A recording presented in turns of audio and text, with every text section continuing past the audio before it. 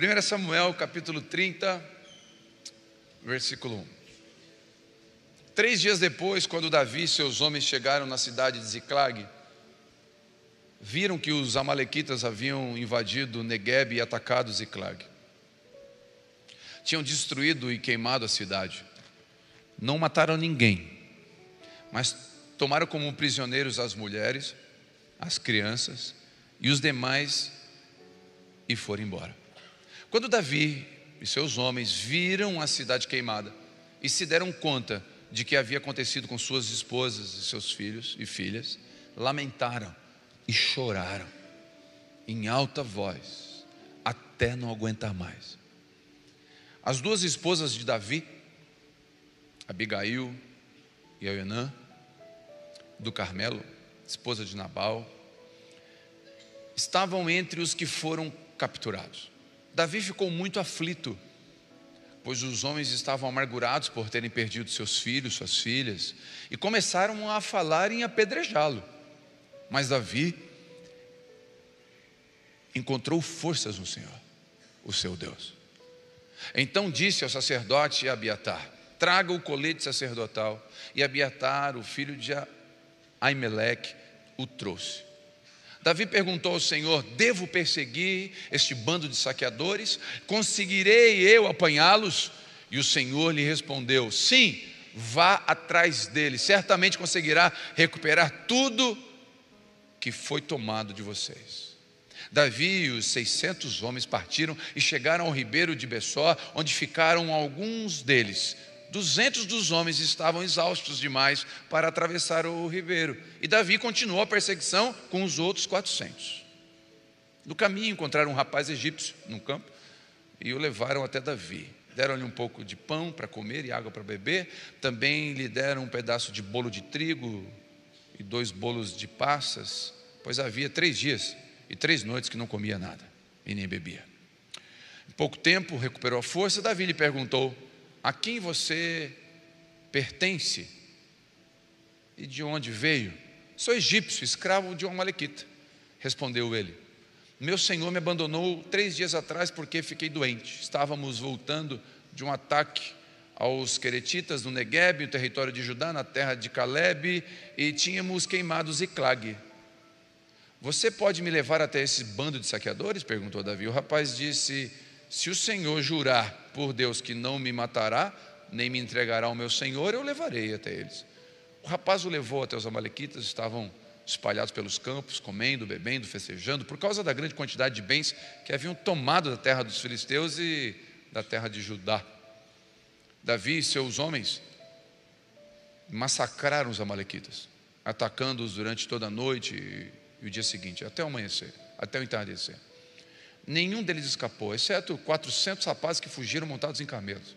Davi recuperou tudo que os amalequitas haviam tomado e resgatou suas 2 esposas.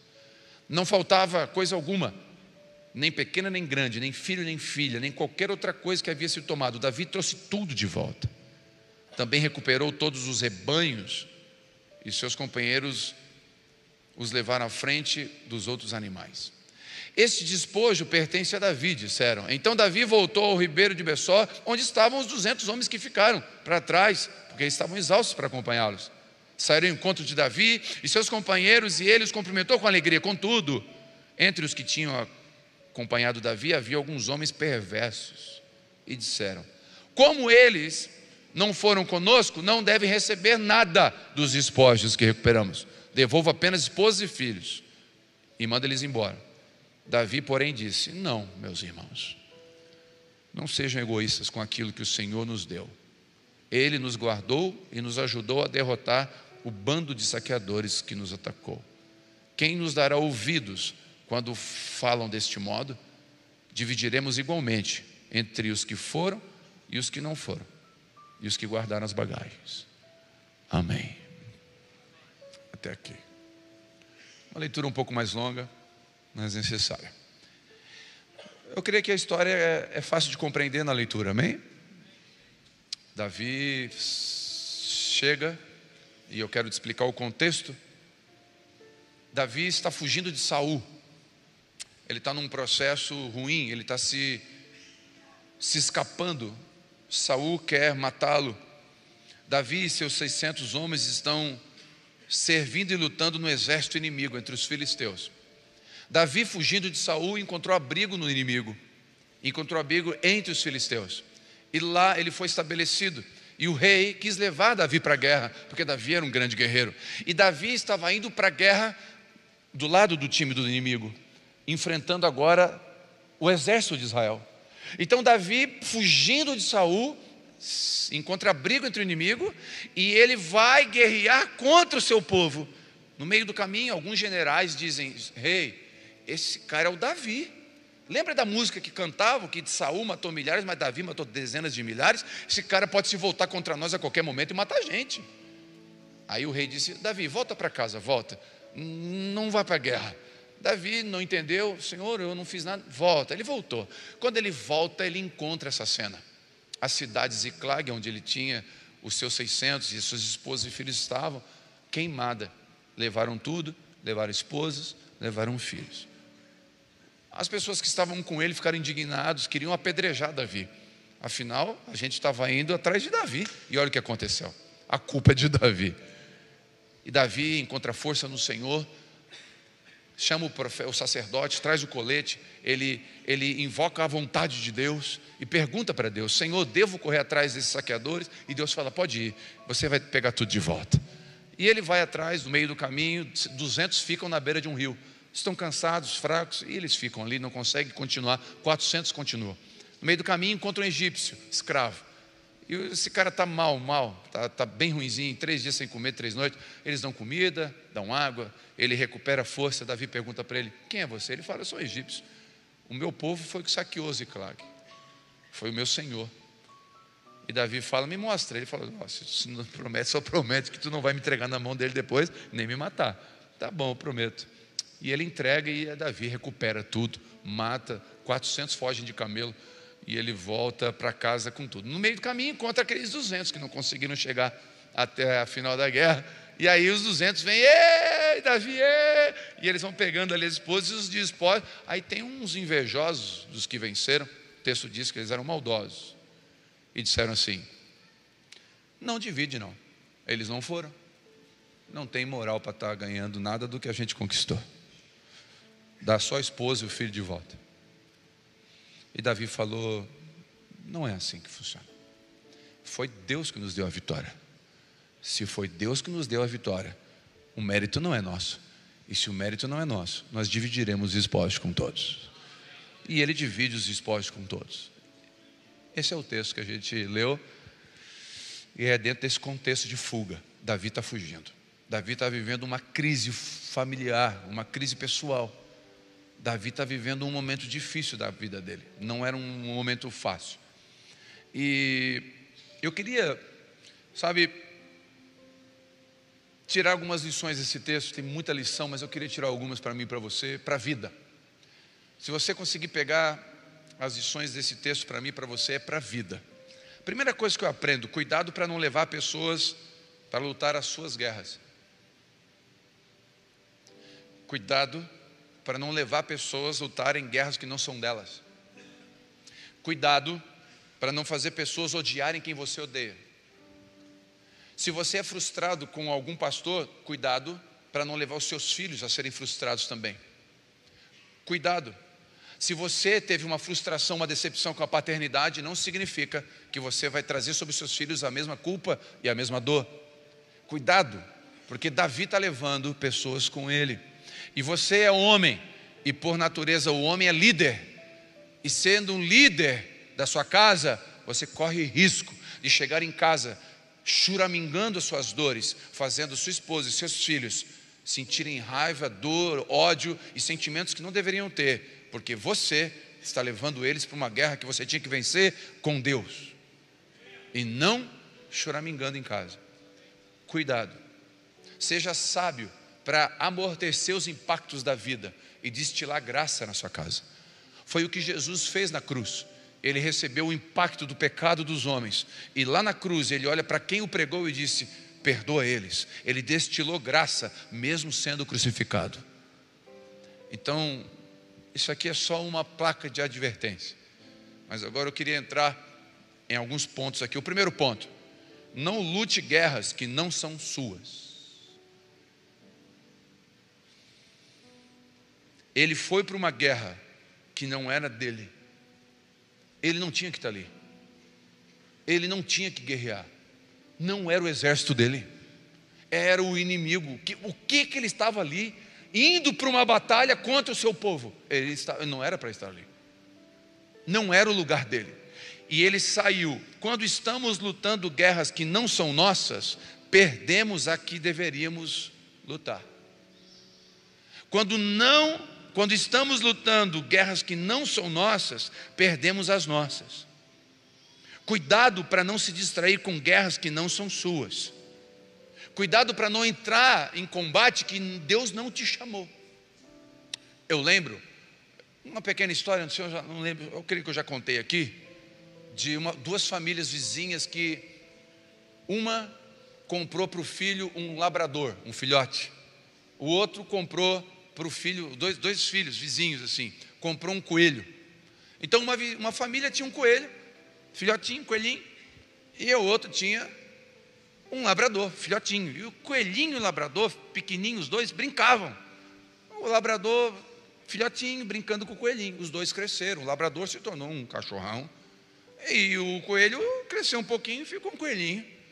Mas continuaram amigos os dois, crescendo, brincando ainda. Certa feita, o labrador aparece em casa com o coelho na boca, sujo de terra, morto.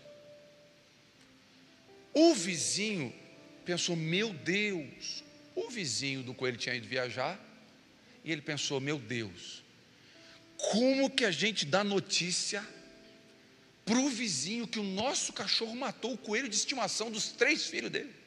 Esse coelho tem nome, sobrenome, CPF, conta no Nubank. Esse coelho tem tudo. Tem o pai de pet, a família ela ama aquele coelho. Como que a gente dá essa notícia?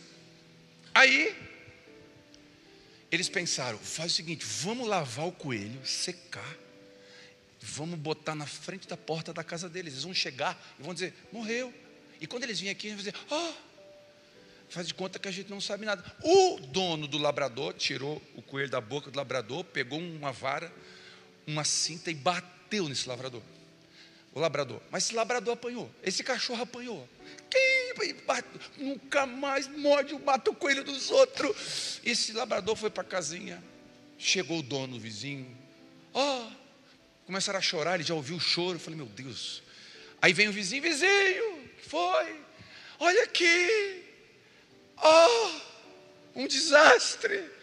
Isso.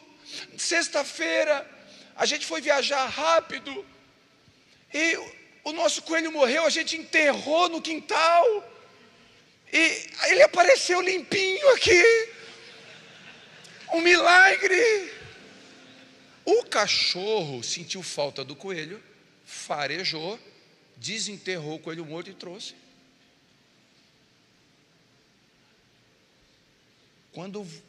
Quantos coelhos você já desenterrou que não era para desenterrar e depois apanhou?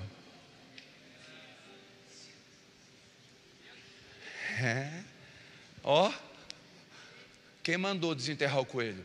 Tem coisa que já morreu, por que você está insistindo em ressuscitando? Por que tem guerra que não é tua? Por que você está se metendo?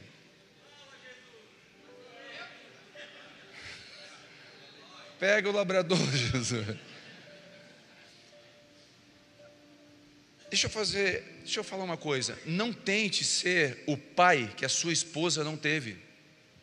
Você é marido dela. É uma guerra que você nunca vai conseguir completar. Outra coisa, você casou com uma mulher que já tinha um filho, uma filha, é uma enteada, um enteado. Você nunca vai ser o pai. Nunca. O pai biológico você não vai ser nunca. Você até pode ocupar um espaço que talvez vai ser permitido, e cada um dentro da sua história, dependendo da época e da idade da criança, consegue entrar, mas nem todo mundo consegue. É uma guerra que talvez você está tentando lutar, que não é para você. Você talvez tenha que ser a pessoa que pacifica, e não quem corrige esse adolescente. Você está entrando numa guerra que não é sua. Você está comprando briga, pegando o cão pela orelha, como diz a Bíblia. Vai ser mordido. Não tente ser o pai do seu pai. Você não é o seu lugar. Tem gente aqui sofrendo porque está tentando ser o pai do pai. Não, mas meu pai está meio assim. Ele é seu pai, você ainda é filho. Não interessa a idade dele. Não pensa que você sabe mais, não. A honra não tem prazo de validade. Tem que honrar os pais até o final. Ah, mas o meu pai fez coisas, ok, vai pagar se for preciso, e se for preciso vai ser preso, sei lá, não importa o que ele fez. Agora, você não tem o lugar de pai dele. É uma guerra que você não deve entrar. Cuidado para não salvar o casamento do seu amigo e perder o seu.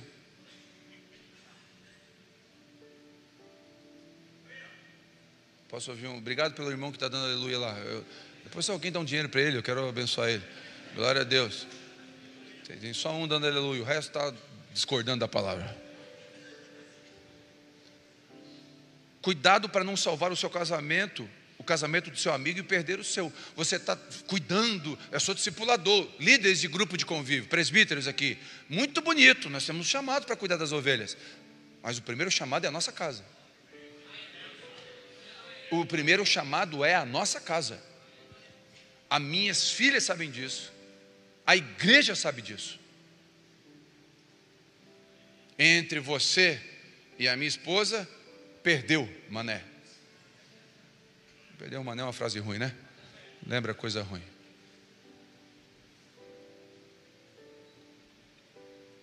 Quem está entendendo?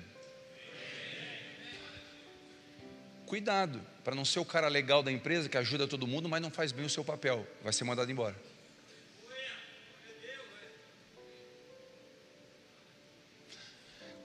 Tem guerra que não é para você entrar. Quem está entendendo até aqui?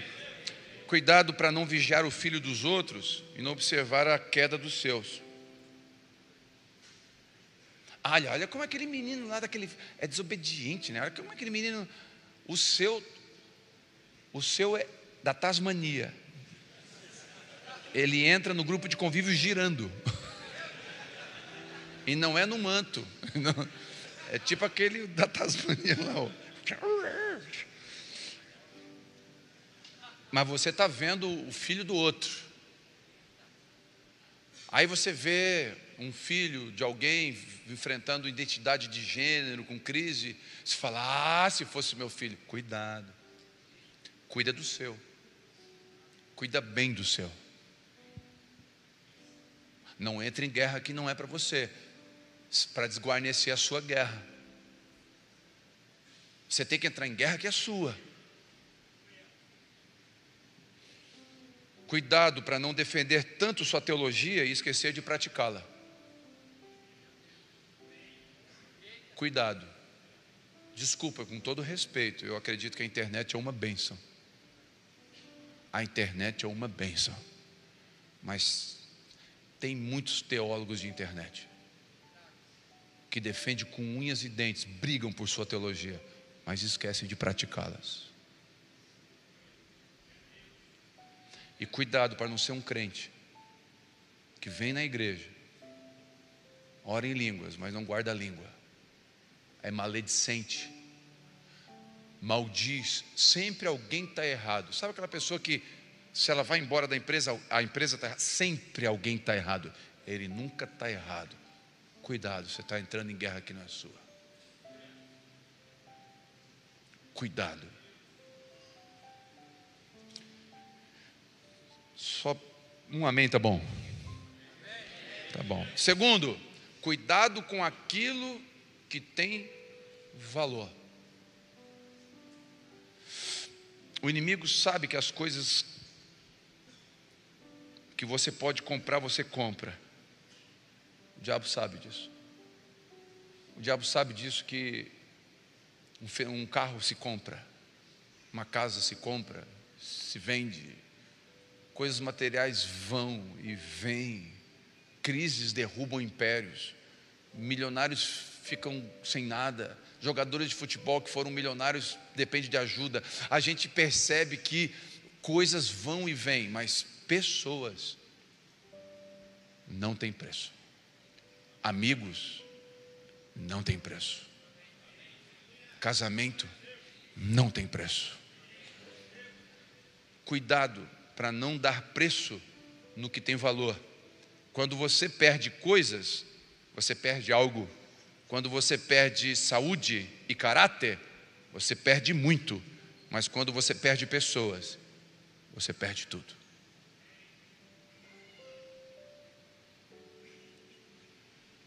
Quanto vale o seu filho? Quanto vale o seu casamento? Se eu fizer um cheque agora aqui, quanto custaria? Qual valor você colocaria no seu casamento? Vou repetir essa pergunta, quero ser incisivo nisso. Quanto vale o seu filho?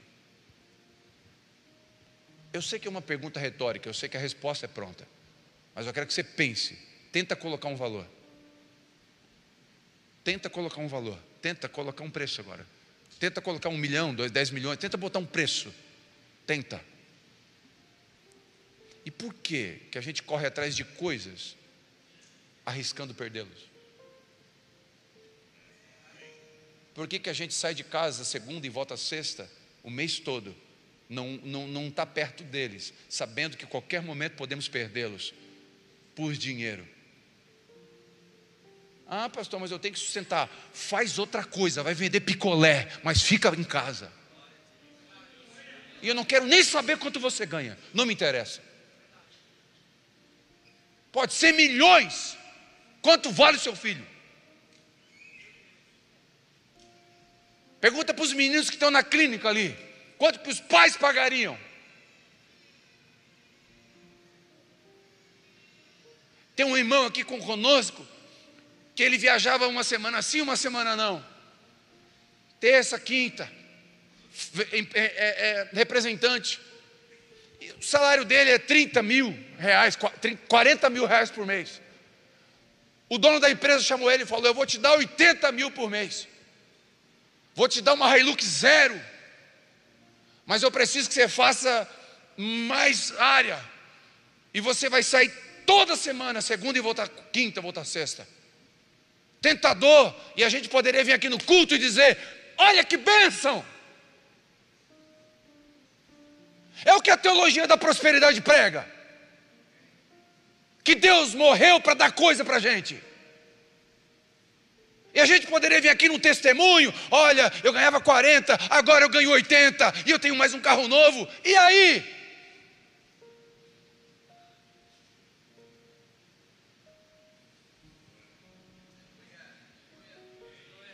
Esse irmão foi sábio, ele falou: não quero, muito obrigado. Vou resumir a história. Saiu dessa empresa, hoje ele ganha 7 vezes mais do que ganhava lá. Porque Deus tem compromisso com aquele que tem compromisso, com aquele que entendeu o seu lugar, que entendeu o seu lugar, entendeu a sua função. Eu já contei aqui, mas eu não canso de lembrar disso.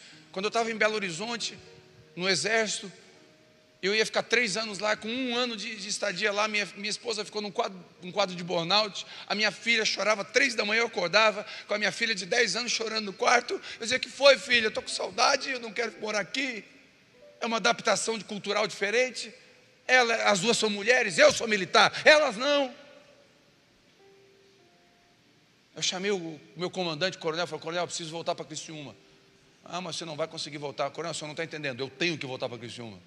Não, mas você não vai conseguir, então está tudo bem, eu quero assinar, eu estou indo embora. 18 anos de exército. Como assim tu vai embora, 18 anos de exército? Qual a sua formação? Eu falei: minha formação é trabalhar. Com 11 anos de idade eu ganhei uma enxada do meu pai. Eu sei trabalhar. Eu vou para casa, porque eu não vou deixar minha esposa entrar num quadro irreversível. Depois, uma esposa num quadro irreversível de depressão, quanto custa para tirar? Se dá para tirar. Falei: coronel, eu estou indo embora, eu vou dar baixa do exército. Eu falei bem assim: eu vou comprar um saveiro, vou botar 2 máquinas de cortar grama em cima e vou trabalhar e sustentar a minha casa. Porque o que sustenta a minha casa não é o exército, é o Senhor. De onde vem o seu dinheiro? Responda para mim e para você mesmo. De onde vem o seu dinheiro? Se vem do Senhor, não troque o que tem preço por aquilo que tem valor. Quem te sustenta é Deus, não é o CNPJ que você tem. Quem te sustenta é o Senhor.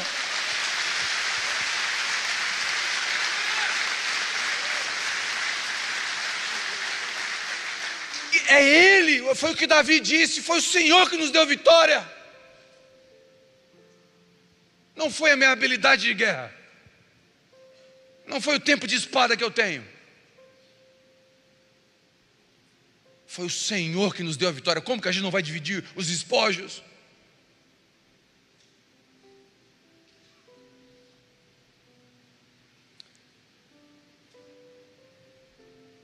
Eu oro que Deus levante homens que são apaixonados por sua casa, que não tem medo de enfrentar nada, que não negocia valores e princípios, não importa a consequência que vai ter,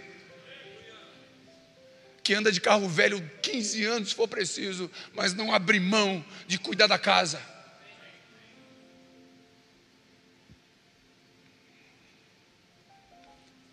Terceiro, decidir e liderar é assumir risco. Meu irmão, formar família não é para moleque. Formar família é para homem. Porque você vai tomar decisões que envolvem a vida de pessoas. Uma decisão errada pode destruir.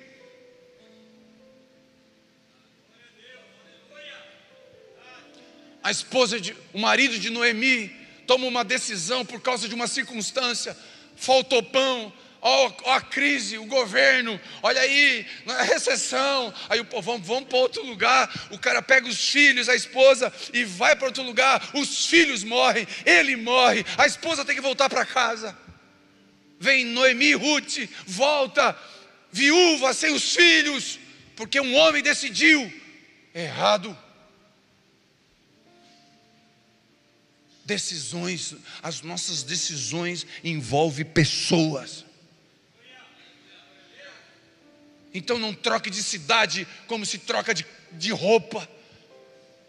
Não muda de emprego como se muda de tênis. Não mexa com a sua família, tira daqui, tira de uma igreja, leve em outra. Se você quer sair daqui, pode sair, não é disso que eu estou falando. Eu estou dizendo, não fica correndo com a sua família como se fosse nômade. Cuidado, é muito sério. É muito sério. Liderar de verdade é correr riscos. Então faça o que Davi fez. Ele viu que ele errou. Davi viu que errou. Ele foi no Senhor e recobrou as forças. Aí ele fala, daqui o colete sacerdotal, chama o sacerdote. Por que ele não chamou o sacerdote antes de ir para a guerra? E perguntar, Senhor, essa guerra aí é para mim ir? Não, ele não perguntou e foi. Agora que ele foi atacado, ele pergunta, Deus, agora eu vou atrás do inimigo ou não? Por que não perguntou antes? Aí tem homens vindo aqui, por favor, me entenda, cada um na sua realidade. Tem homens aqui que não conheciam o Senhor, nunca ouviu uma palavra como essa.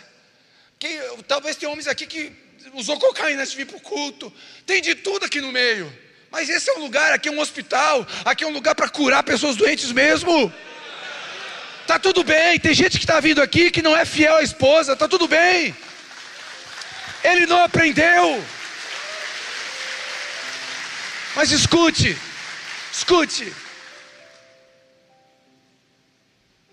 Você está vindo aqui. Tem homens que me procuram e falam assim, pastor, traí minha esposa. Eu gastei tudo Vou falar claro e bom tom. Betes, tigrinho, é pecado. Alto e bom som. É pecado. E 40% dos evangélicos estão jogando no Brasil. É uma vergonha. E eu posso trazer testemunho, eu posso trazer 10 pessoas aqui, eu posso trazer. que perderam apartamento, casamento, perderam tudo. Aí o cara vem para mim e fala: pastor, eu traí a minha esposa 10 vezes, eu joguei todo o dinheiro fora, agora faz uma oração para mim, para minha esposa voltar. Eu tenho vontade de tirar uma cinta. Por que não pergunta para o Senhor antes? O que sai fazendo? Aí quer tomar conselho, a empresa está falindo, aí quer tomar conselho, mas antes não pergunta. Não tem a humildade de sentar com alguém que sabe mais e falar: cara, como é que administra? Me ajuda. Orgulho nos mata, soberba nos mata, humildade nos traz vida. Davi foi humilde para dizer: eu vou consultar de novo. Eu não consultei a primeira, foi, perdão, Senhor, mas eu vou consultar agora.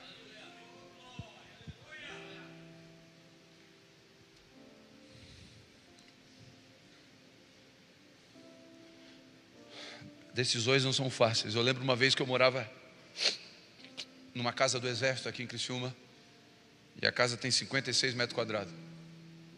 Só que eu morava numa casa no Morro Estevão que tinha 200 metros quadrados. A casa tinha 200 metros quadrados, 1000 metros quadrados de terreno. E aí surgiu a oportunidade de eu morar na casa do exército, 58, 56 metros quadrados. Quando tu tirava o pé do quarto, já estava na sala.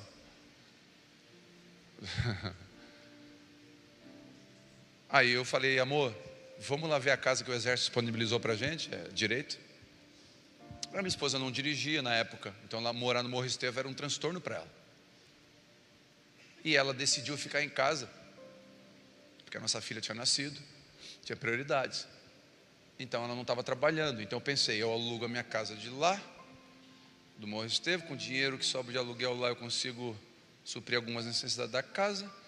Ela não precisa de carro mais, porque ela vai estar no centro. Eu fiz uma conta, eu fui orar: Senhor, é para mim me movimentar? E o Espírito Santo foi claro comigo: é. Pronto, fui levar ela para ver a casa. A casa parecia uma sairinha de 7 cores. O quarto era uma cor, o teto outra. A casa era uma vergonha. Aí o chão era taco, soltando. Não tem noção. Matei 2 índios na grama, abandonado, estava lá. Aí a minha esposa olhou aquilo e falou: o quê? Não moro nesse lugar nunca. Ela entrou, deu 2 passos, saiu.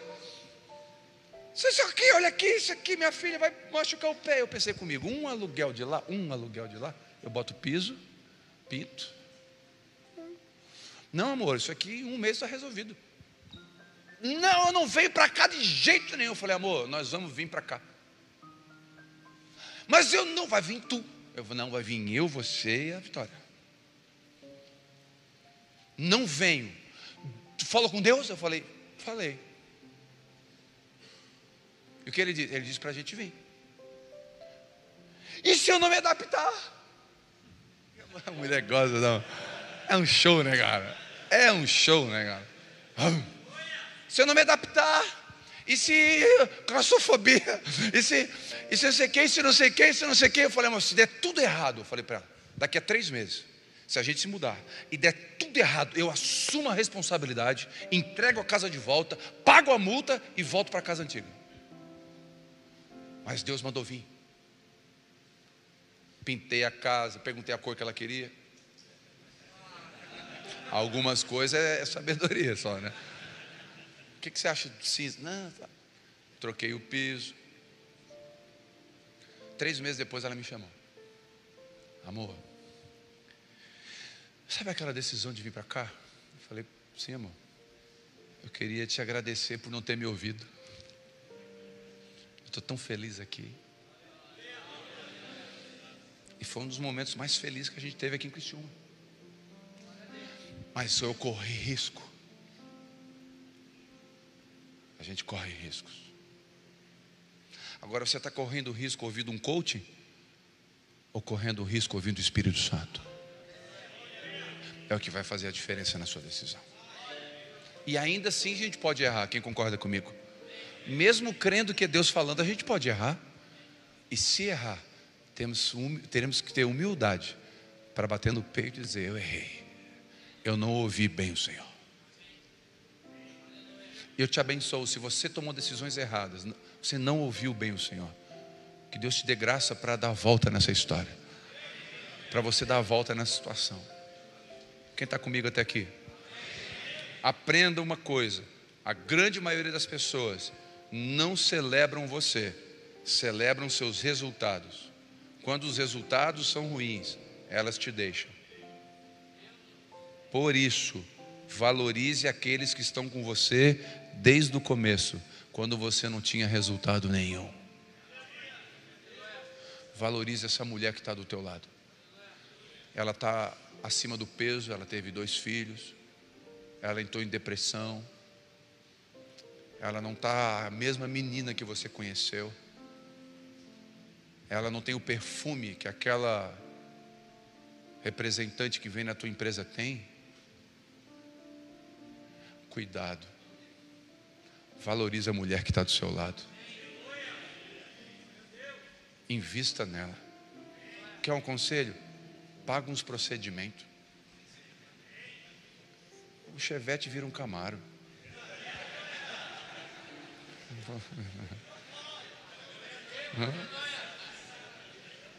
Aleluia. Ah, mas era tão Chevette porque está faltando só uma chapeação, meu querido. Tinha umas molas esportivas, uns aro 19. Aleluia. Um polimento já ajuda muito. Patrocínio é dos carros.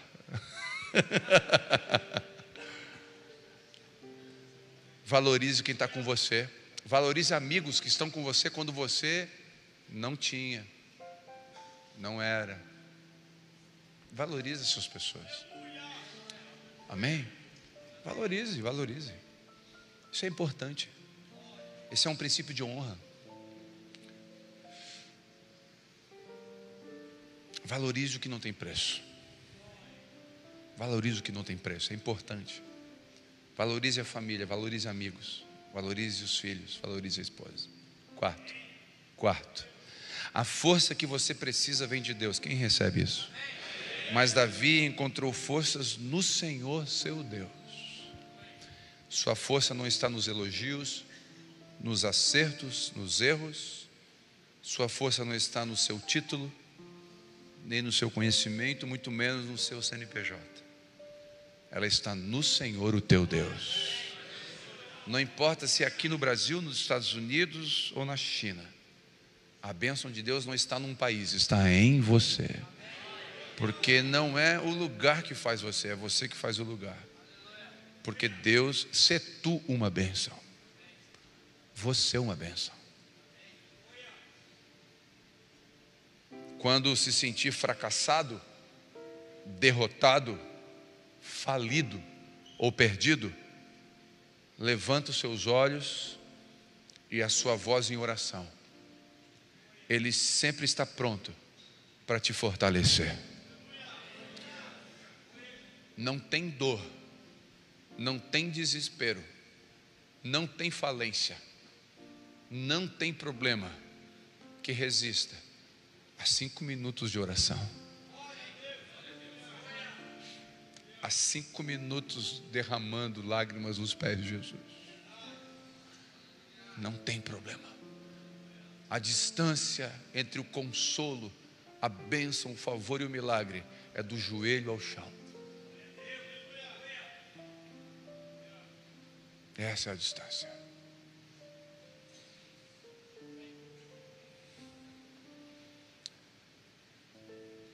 Salmo 128, 7, recebe onde você está. O Senhor é minha força e o meu escudo. Isaías 49, 29, dá força ao cansado, multiplica as forças ao que não tem nenhum vigor. Os jovens se cansarão e fadigarão, os moços certamente cairão, mas os que esperam no Senhor renovarão as suas forças, subirão com asas como águias, correrão, não se cansarão, caminharão e não se fadigarão. Aqueles que esperam no Senhor. Salmo 73, 26, minha carne e o meu coração desfalecem, mas Deus é a minha fortaleza do meu coração, é a minha porção para sempre. Filipenses 4, 13, posso todas as coisas naquele que me fortalece. Quinto, Davi recorre ao conselho de Deus. Davi recorre a Deus, consulta a Deus. Davi faz o que deveria ter feito antes. Davi não anda na sua experiência de guerreiro. Ele não confia no seu currículo, mas ele se inclina para Deus, ali se fortalece. Davi usa a força que Deus está lhe dando para fazer o que Deus quer, não o que ele acha certo. Sabe, irmãos, nós corremos riscos de correr atrás do vento. A faculdade que você está fazendo é vontade de Deus ou necessidade sua de provar para alguém que você pode? Aí você vai concentrar força numa faculdade, dinheiro numa faculdade, simplesmente por orgulho. Deus quer que você faça. Tomar o conselho de Deus é sábio. Quando a gente reúne o presbitério aqui para orar, uma das frases que mais nos conduz aqui é essa. A gente começa a orar, a gente sempre ora assim: Senhor, estamos aqui nessa noite buscando o teu conselho. Eu vou perguntar para eles o que eles acham, eles vão falar, a gente vai decidir, mas a nossa oração é: nós queremos o teu conselho. O que o Senhor tem para essa igreja? O Senhor quer que a gente compre um terreno e construa? O Senhor quer que a gente abra a igreja por aí? Por que a Abba Pai não abriu igrejas por aí ainda? A gente já teve centenas de convites. A gente poderia ter literalmente a Abba Pai nos 5 continentes, em todos os estados brasileiros. Por que a gente não fez isso? Porque a gente tem que ouvir a voz de Deus para nós. Pode ser que Deus queira um dia, pode ser e não seja o tempo. Deus nos esteja preparando para isso um dia. Pode ser que isso nunca aconteça, porque a vontade de Deus ainda é melhor. A pressão, ela vai vir. Pressão vem direto. E agora, vamos construir ou não vamos construir? Porque se você ouvir Deus, Ele vai estar com você. Se você for lutar a guerra que não é sua, os inimigos vão atacar Ziclag. E lutando uma guerra que não é sua, você vai perder os seus. Mas lutando a guerra que Deus mandou, Deus protege os seus. Deus protege os seus. A Bíblia diz, é um detalhe num versículo, eu amo esse detalhe, mas a Bíblia diz que Jesus mandou os 72, depende do evangelho, discípulos de 2 em 2, amém? O texto diz que Jesus, enviando eles, foi para a cidade deles. É como se Jesus dissesse: tá bom, Telmo, eu quero que você vá para Curitiba. Tá bom, Senhor, e o Senhor? Eu vou ficar aqui em Criciúma. Eu vou cuidar de Criciúma. Eu vou cuidar da sua casa. Mas Ele só faz isso quando você está lutando e fazendo o que Ele pediu para você fazer. Não quando você está lutando a sua guerra, construindo o meu império. Quando eu estou lutando a minha guerra, fazendo a minha vontade. E aí na igreja evangélica entrou umas coisas, uns determinismos que não é bíblico. Eu determino. Você não determina nada. Você se submete àquele que é todo poderoso para determinar tudo. Ainda a oração do Pai Nosso é: seja feita a tua vontade. Ainda é: se Deus quiser. Se Deus quiser não é oração de fraco, é oração de quem depende. E no mundo, dependência é coisa ruim. Dependência química, dependência emocional, dependência financeira, é ruim ou não é? Ok, mas no reino de Deus, dependência de Deus é virtude. É virtude. E no final de qualquer oração, seja feita a tua vontade. No final de toda oração, se Deus quiser. Porque Ele ainda é soberano.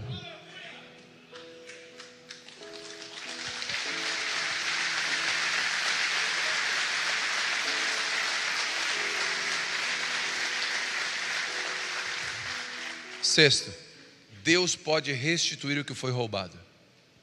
Vou repetir. Deus pode restituir o que o diabo roubou. Deus pode restituir o que foi roubado, saqueado. A alegria do seu casamento, o coração do seu filho que você perdeu, a saúde financeira da sua casa ou da sua empresa, amizades que foram embora. Deus é poderoso para restituir. Não é culto da restituição, não é campanha da restituição, mas Deus é poderoso para fazer restituição. Busque o Senhor e acredite que Ele pode, Ele tem força para restituir a alegria da salvação, a alegria de acordar pela manhã e ter Cristo, a coisa mais importante da vida. Eu queria orar por aqueles que perderam o seu casamento e ainda tem chance de recuperar, não morreu totalmente. Pastor, o que é um casamento que não morreu totalmente? É um casamento que houve a separação, até papel, divórcio, tudo, mas o outro ainda não oficializou um casamento. Enquanto o outro não oficializou um casamento, eu acredito que tem esperança. Quem entende o que eu estou falando? Eu tenho um irmão aqui que ficou 8 anos separado. 8 anos. Deus restituiu o casamento dele. Congrega aqui, já batizou nas águas, ama a esposa ama Jesus, por quê? Porque Deus é poderoso para restaurar. Então não tem tempo aqui, aqui tem marca. Então casou de novo, assumiu outra aliança, morreu. Não tem como recuperar isso aqui. Fechou.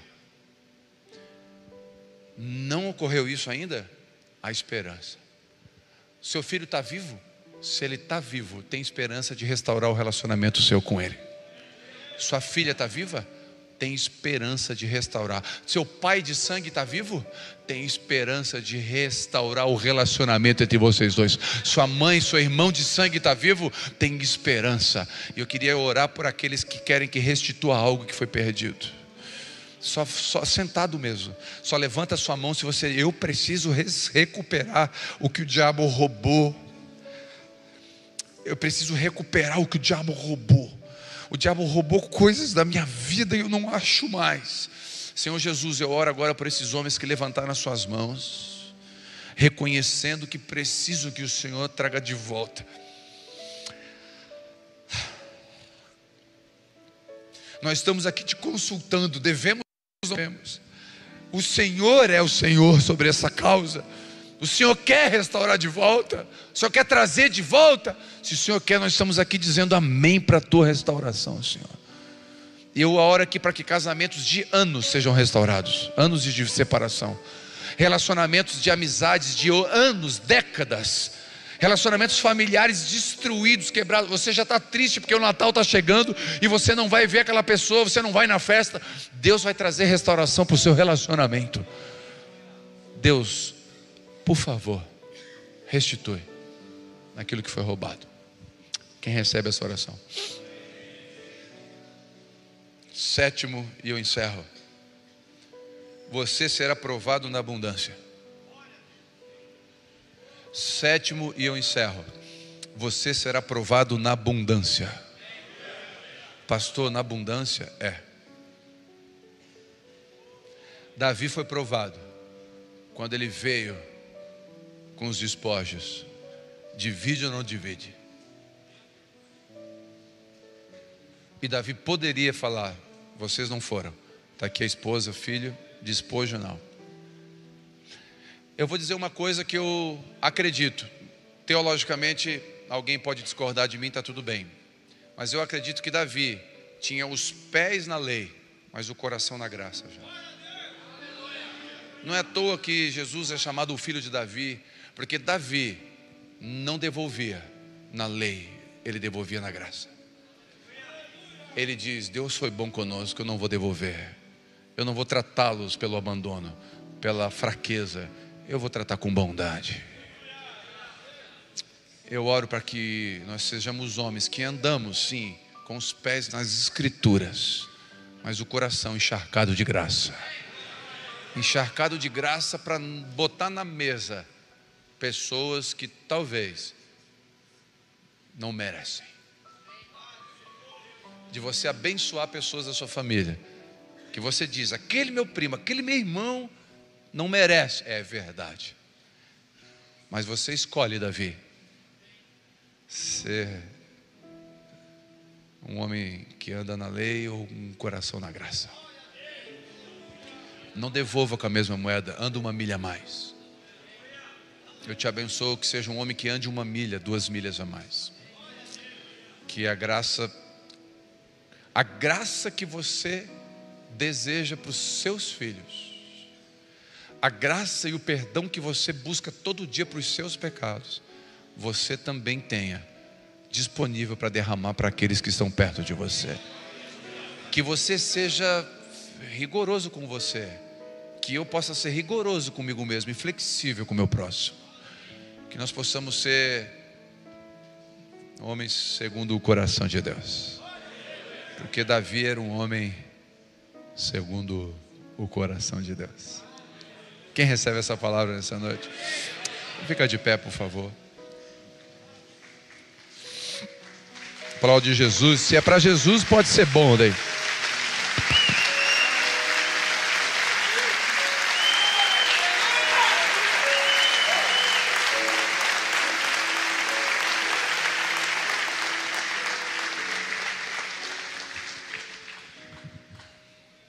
Quando estiver prosperando, não aumente o muro, aumente a mesa.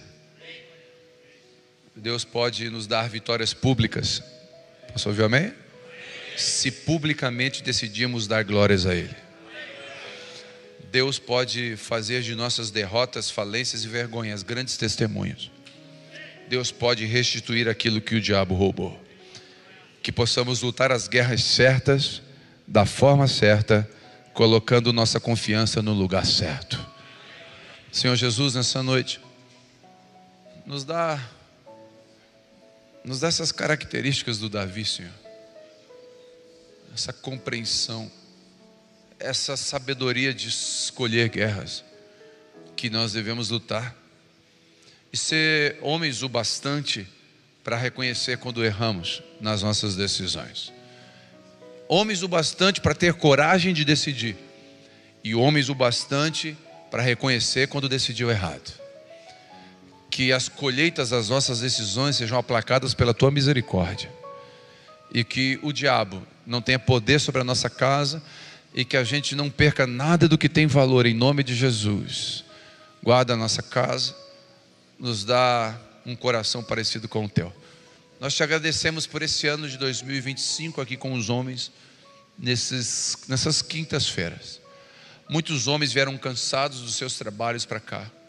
Muitos homens talvez vieram brigados, vieram em crise dentro da sua casa, mas eles vieram, entraram no seu carro, com diligência, gastaram combustível, cansados. Alguns dormiram aqui no culto, mas eles deram um passo em direção a Ti, Senhor, não ao Telmo. E cada palavra que foi ministrada, não só por mim aqui nas quintas-feiras, eu tenho certeza, foi uma semente no coração de cada homem. E nenhuma delas vai se perder. Nós oramos assim, para que o terreno seja bom. Te agradecemos por esse ano e já consagramos ao Senhor a primeira reunião do ano que vem, todos os tempos que teremos juntos, cada discipulado, cada mesa, cada choro, cada celebração, cada homem que se posiciona corretamente, fazendo assim, salvando e protegendo a sua casa. Nós declaramos como Josué: eu e a minha casa.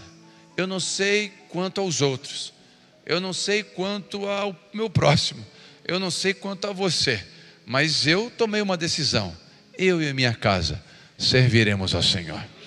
Eu e a minha casa, os meus filhos serão circuncidados, Os meus filhos serão marcados. Eles não serão órfãos de pais vivos. Eles terão o pai presente. Dinheiro é detalhe. Carro é detalhe. Quarto sob medida é detalhe. Escola particular é detalhe. Se der, recebemos, Senhor. Mas não é a nossa prioridade. A nossa presença é a coisa mais importante na vida dos nossos filhos. Que nós possamos ser homens que ensinam os nossos filhos a ler a Bíblia, a amar a Bíblia, a meditar na Bíblia. Que nós possamos ser homens que jejuam e os nossos filhos percebam que o pai não almoçou aquele dia porque está jejuando pela sua casa, jejuando para ouvir a voz de Deus, para tomar as decisões certas. Que os nossos filhos observem a gente lendo livros e eles vão perguntar: que livro é esse, papai? Eu estou aprendendo a ser um melhor marido, filho, para cuidar da mamãe. Eu estou aprendendo a ser o melhor gestor da empresa para poder cuidar melhor de vocês. Jesus nos dá esse coração, nos dá essa diligência, essa resolução, em nome de Jesus. Que o amor de Deus Pai, a graça do Filho, a comunhão com o Espírito Santo estejam com todos. Dá um abraço em alguém antes de ir embora. Deus abençoe. Aleluia. Você que está online, eu oro para que a bênção do Senhor repouse. Pode ser lá. Você que está online, que a bênção de Deus, homem, mulher, não importa quem estava aí, que essa palavra possa aquecer o seu coração e você escolher as guerras certas para você entrar. Com a guerra certa, com certeza o apoio, a graça, o favor de Deus vai estar com você. Te abençoo com essa palavra.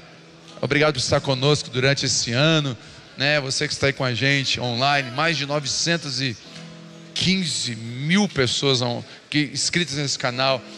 Glória a Deus pela vida de cada um. Não são números, são vidas, não são comentários, são testemunhos, não são likes, são encontros com Deus. Deus abençoe.